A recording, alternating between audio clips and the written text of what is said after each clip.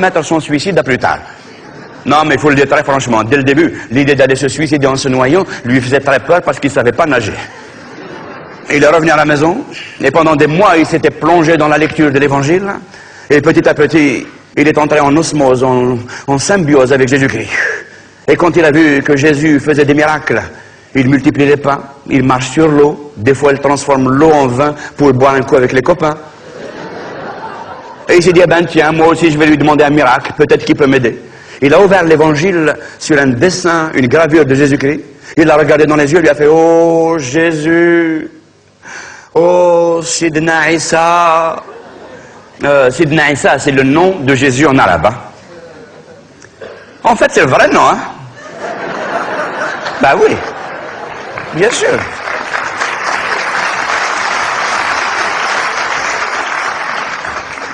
Jésus-Christ est un nom d'adoption, c'est plus tard, mais à la base, c'est Sidna Issa, il s'appelait Sidna Issa.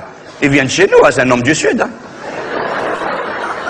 Ben oui, c'est un immigré comme nous. Hein. Sauf que lui, il a une carte de résidence de 2000 ans.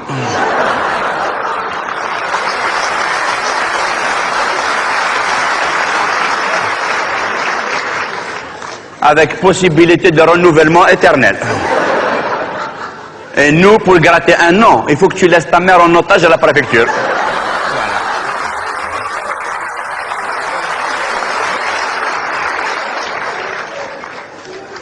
Il a regardé dans les yeux, il lui a fait, oh Jésus, fais un miracle, dire-moi, Sidna Issa, fais-moi oublier Jamila, efface-la jamais de ma mémoire. Tout d'un coup, de la fumée est sortie dans les pages, la fumée a rempli toute la chambre, la fumée peu à peu s'est dissipée et Jésus apparut.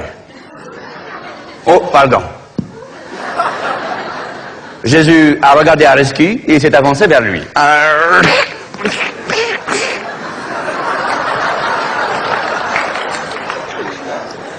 Il a posé sa main sur la tête d'Arezki et il lui a dit, tu es bien sympathique, mon garçon, mais je ne fais pas de miracle pour les musulmans. Hein. Tu étais trompé de livres et l'Aziz. Mais c'est pas mon département. Alors Arezki, n'ayant été sauvé ni par le yoga, ni par Jésus, ni par l'hypnotisme, a décidé d'aller encore plus loin. Il s'est mis à faire de la magie noire, la sorcellerie, le shour et shkoulen. Il s'est entraîné pendant 2 ans chez une magicienne mauritanienne. Je dis mauritanienne parce que la dernière fois j'ai dit une magicienne marocaine et j'ai eu des problèmes avec le public. Voilà, comme ça, tranquille. Ah oui. Comme ça, je l'ai délocalisé. Pas de risque. La Mauritanie, au moins, c'est tellement loin, même les Mauritaniens ne savent pas où ça se trouve.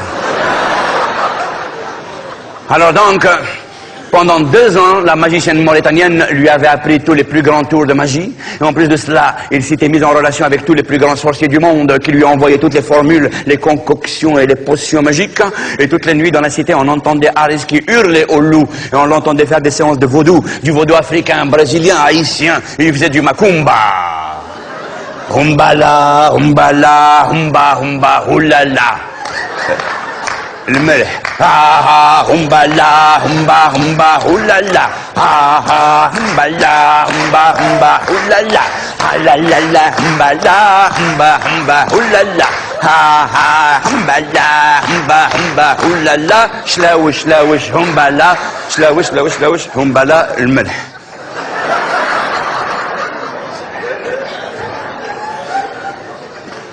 Et dès qu'il a fini, il a regardé autour de lui, il s'est regardé et rien n'a changé. Nadine. Alors là, il s'est mis en colère et il a bu toutes les potions, il a mangé toutes les formules, il a récité toutes les récitations magiques et tout d'un coup, rik, rak, tug, zvot, il s'est transformé, ra. Il s'est transformé, ra. Vous m'excusez, hein, je suis désolé. Normalement, là, pour l'effet de la transformation magique, il devrait y avoir des millions de confettis, des lumières qui tournent et tout, mais c'est une production algérienne. Voilà, c'est ça.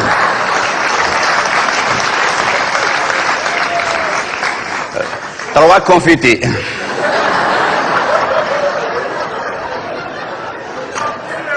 C'est tout ce qui nous a laissé le pouvoir. Hein, voilà. Ma khalaouna walou. Voilà.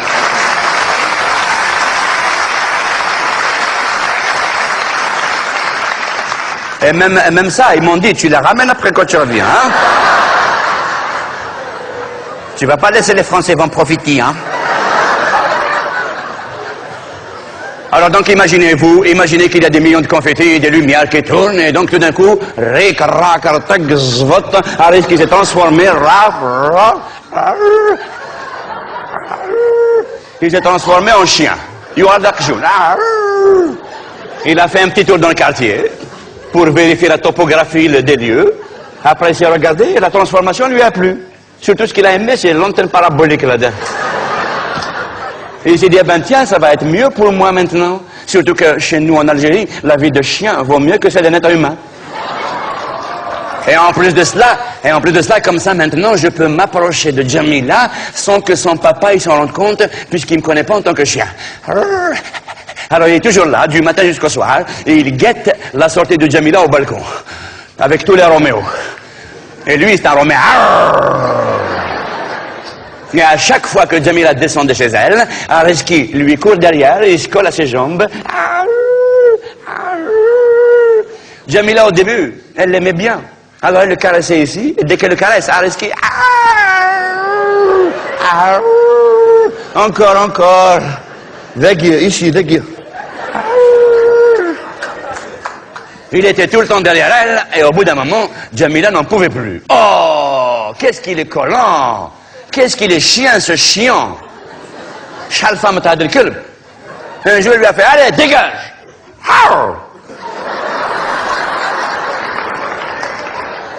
Allez, fils, là, va-t'en, je te dis, la loi de Dick.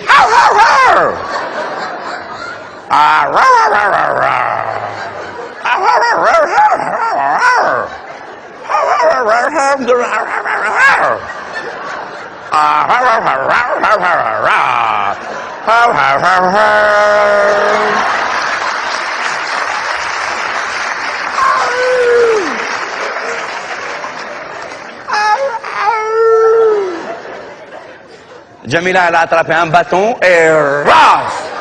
Et Areski lui a fait et en plus de ça,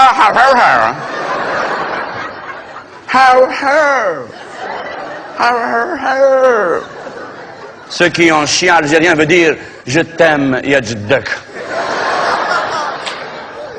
Mais Jamila ne comprenait pas le chien. Areski lui avait perdu la formule pour devenir être humain. Et il s'est rendu compte petit à petit, finalement, que la vie de chien chez nous est encore pire que celle de ceux qui marchent debout. Ils mangent dans les poubelles. Les enfants lui attachent des casseroles à la queue. Ah, l'autre fois, il y en a un, lui a attaché une bouteille de bêta gaz. Et tous les gens qui passent lui donnent des coups de pied dans le derrière. Mais ça, c'est normal, hein. Ça, chez nous, c'est automatique. Nous, en Algérie, dès qu'on croise un chien, ah, dégagez la loi de comme c'est le prix, va, c'est le prix. Même si le chien est loin. Dégage. Il y a 5 millions de kilomètres carrés, tu viens m'emmerder dans mes 2 mètres. Mais bon, ça c'est normal, on est comme ça, c'est culturel. C'est génétique. Asma, les Français. Les Français, ils croient. Asma, les Français, ils croient que c'est parce qu'on déteste les chiens. Non, on ne les déteste pas, on aime les frapper, c'est autre chose. Ben oui, bien sûr.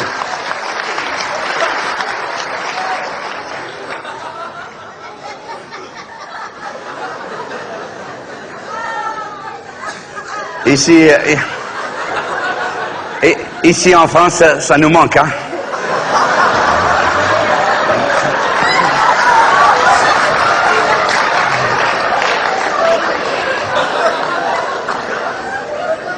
Oh, qu'est-ce qu'il est joli, les toutous. Qu'est-ce qu'il est joli, les toutous, qu'est-ce qu'il est joli. Comment qu'il s'appelle?